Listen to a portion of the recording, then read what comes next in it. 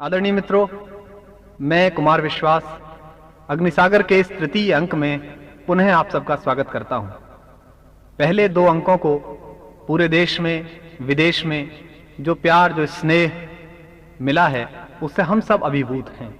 गांव में, चौपालों में, बस अड्डों पर, देश की चिंता करते हुए बुद्धिजीवियों के ड्राइंग रूम में, देश से बेपरवाह बड़े लोगों की कारों में, हर जगह ये कविताएं गूंजती हुई मिली।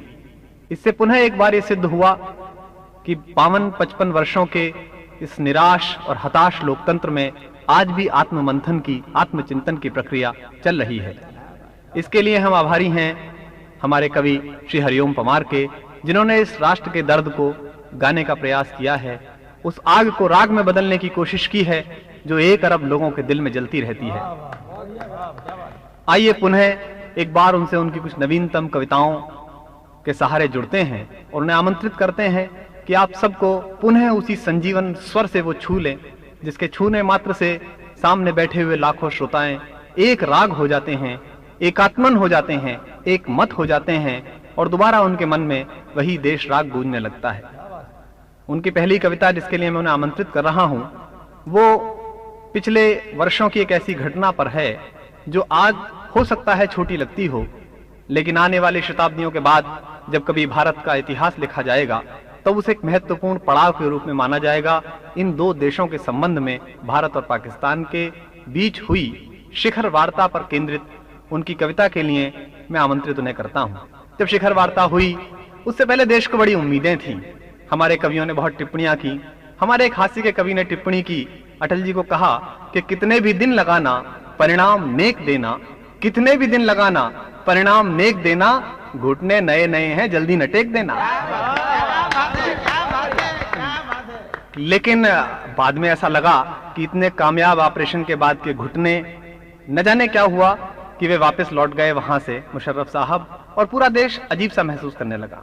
तब हमारे कवि ने उस पर अपना प्रस्तुति दी और सच कहें तो जब तक वो प्रस्तुति नहीं आई थी भारत के हर कवि सम्मेलन में इस बात की बेचैनी थी कि अन्य लोगों के अतिरिक्त देश का वो स्वर, देश जिसमें अपनी आस्था तलाश करता है, जिसे हरिओम पंवार के नाम से जाना जाता है, वो इस पर क्या कहते हैं। आइए मैं पंवार जी से अनुरोध करता हूं कि वे शिखर वार्ता पर केंद्रित अपनी कविता को यहाँ प्रस्तुत करें। आप सब जोरदार करतल ध्वनि से श्री हरिओम पंवार का स्वागत करें। श्री हरिओम पंवार। प्रिय श्रोताओं, मैं बहुत धन्यवाद देना चाहता हूं उस स्नेह को जो मुझे पूरे देश से पहले 2 भागों की प्रस्तुति से मिला, और इसके साथ साथ बहुत हार्दिक धन्यवाद करता हूं डॉक्टर कुमार विश्वास का, जिनके संचालन में मेरी दोनों पहले भाग आपके समक्ष आए और ये तीसरा भाग भी उन्हीं के संचालन में आपके समक्ष प्रस्तुत हो रहा है। उनको धन्यवाद के साथ साथ आप सबका बहुत बहुत धन्यवाद करते हुए मैं तीसरे अंक की ये प्रथम प्रस्तुति शिखर वार्ता आपके सामने प्रस्तुत कर रहा हूं। स्वागत है।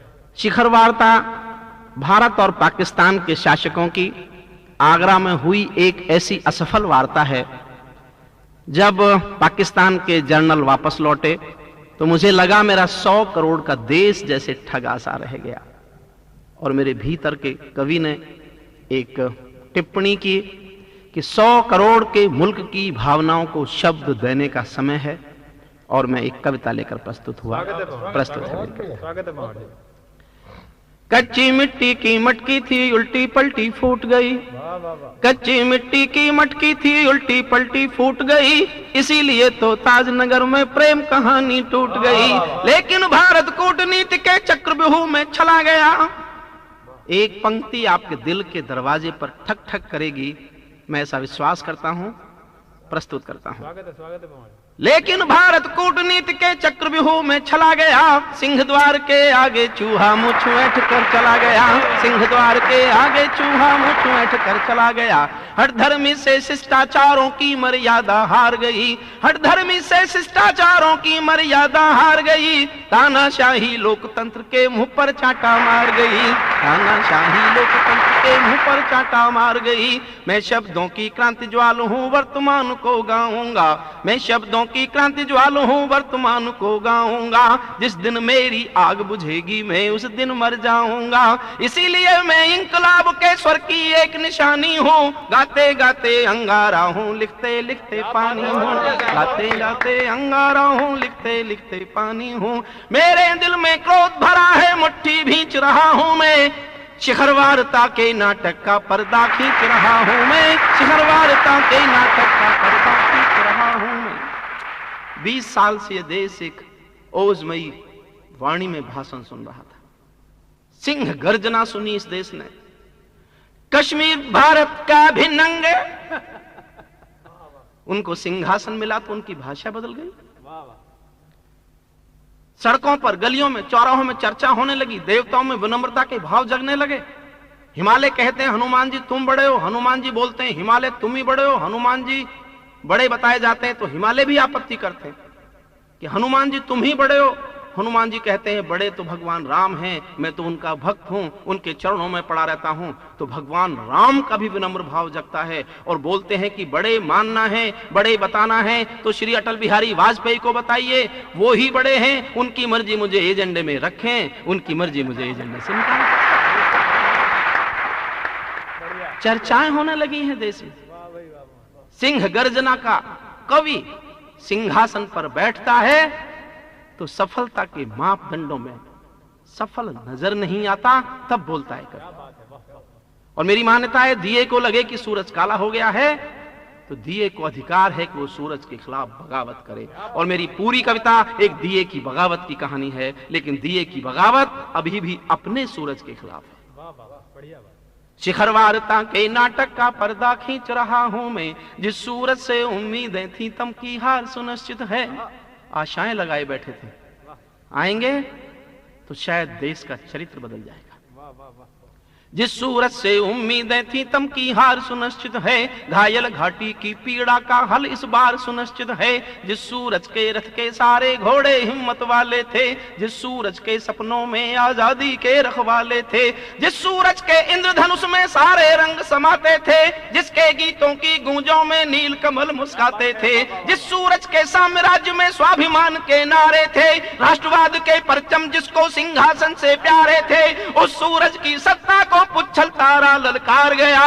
टेढ़ी दुम सीधी करने में ताजमहल भी हार गया। टेढ़ी दुम सीधी करने में ताजमहल भी हार गया। तुम करगिल की विजय गगन के एक अटल ध्रुव तारे थे।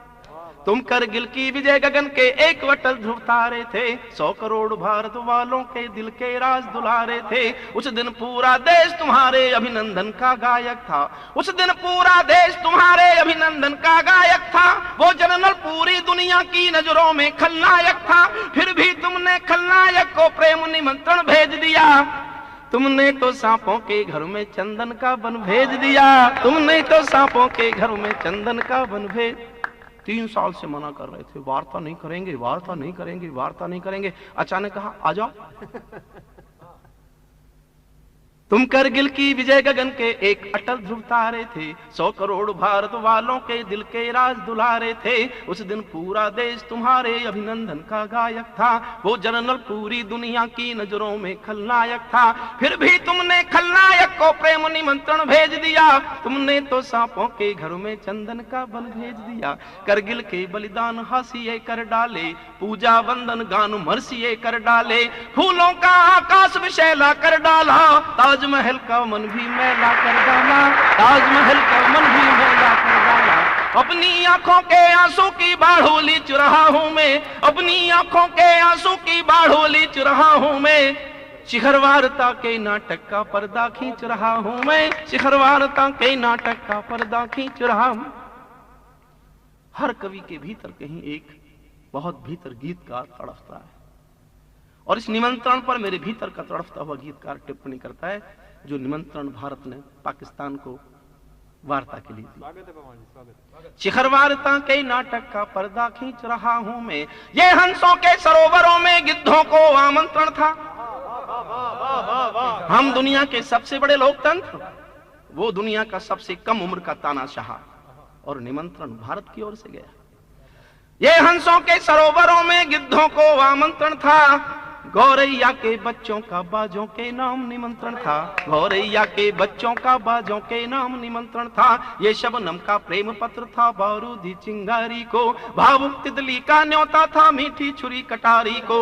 ये गीतों का मेघदूत था तूफानों के आंगन में, रजनीगंधा की दस्तक थी नागफनी के दामन में। ये गांधी गौतम के घर में हिंसा की मेहमानी थी, ये कोयल के राजमहल में कौवे की अगवानी थी, ये कोयल के राजमहल में कौवे की अगवानी थी। जिसकी भारी खातिरदारी में पर दिखी दिल्ली। क्या स्वागत, जैसे कोई देवता उतर रहे हैं आसमान से। मेरे हास्य रस के कवि मित्रों की तरफ से सुना मैंने कि जनरल साहब जैसे ही राष्ट्रपति बने पाकिस्तान में, तो उन्होंने अपने एक चित्र का डाक टिकट जारी किया। जनता से शिकायतें आई कि ये टिकट चिपक नहीं रहा है, तो जनरल साहब ने अफसरों को बुला के खबर ली कि भाई टिकट क्यों नहीं चिपकता, अच्छा गोंद लगाओ। तो उनको बताया गया साहब समस्या गोंद की नहीं है, लोग थूक उल्टी तरफ लगा रहे हैं। उनका स्वागत कीजिए, उनका स्वागत में करता पड़ा। जिसकी भारी खातिरदारी में तत्पर दिखी दिल्ली, और एक पंक्ति में उनका चरित्र गाता हूं। सदन का ध्यान चाहता हूं, आपको लगे कि एक पंक्ति उनके चरित्र पर भारी है, तो सदन की तालियां भी चाहता हूं। जिसकी भारी खातिरदारी में तत्पर दिखी दिल्ली, घर में 900 चूहे खाकर हज को आई थी बिल्ली, घर में 900 चूहे खाकर हज को आई थी बिल्ली। वो निकलेगी शाकाहारी दिल्ली इस चक्कर में थी, वो निकलेगी शाकाहारी दिल्ली इस चक्कर में थी। मैं सिंहों पर करूं सवारी बिल्ली इस चक्कर में थी, मैं सिंहों पर करूं सवारी बिल्ली इस चक्कर में थी। हमको पहले मालूम था वो कितना जहरीला होगा, हमको पहले मालूम था वो कितना जहरीला होगा। जिसकी वर्दी पर करगिल का खून अभी गीला होगा, जिसकी वर्दी पर करगिल का खून अभी गीला। ये 100 करोड़ का मुल्क इसका स्वाभिमान सो जाए, ये 100 करोड़ का देश इसकी खुददारी में लहरें ना उठे, फिर कोशिश है। हमको पहले मालूम था वो कितना जहरीला होगा, जिसकी वर्दी पर करगिल का खून अभी गीला होगा, जिसकी वर्दी पर करगिल का खून अभी गीला होगा। हुर्रियत के मुद्दे पर दिल्ली मौन साध कर क्यों बैठी, उसकी हर मनमानी जिद पर हाथ बांध कर क्यों बैठी। दिल्ली खुली चुनौती देती जनरल को खुददारी से, या तो हुर्रियत से मिल लो या मिल लो अटल बिहारी से, या तो हुर्रियत से मिल लो या मिल लो अटल बिहारी।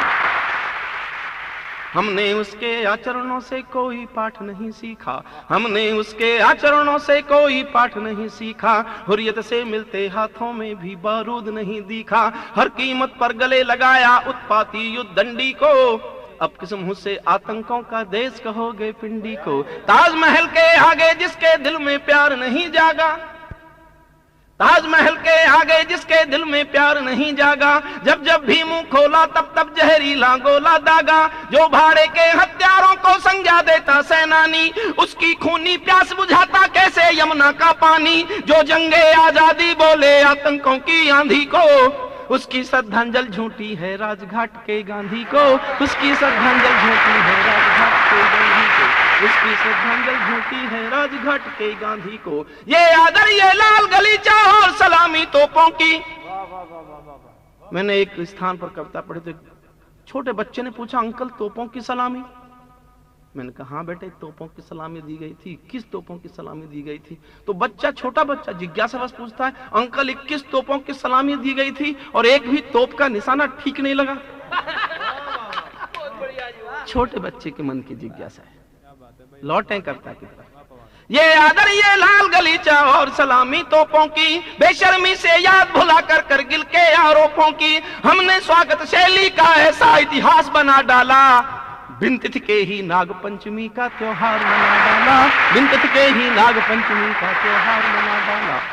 भारत के आदर ने उसको और विष भरा बना दिया, भारत के आदर ने उसको और विष भरा बना दिया।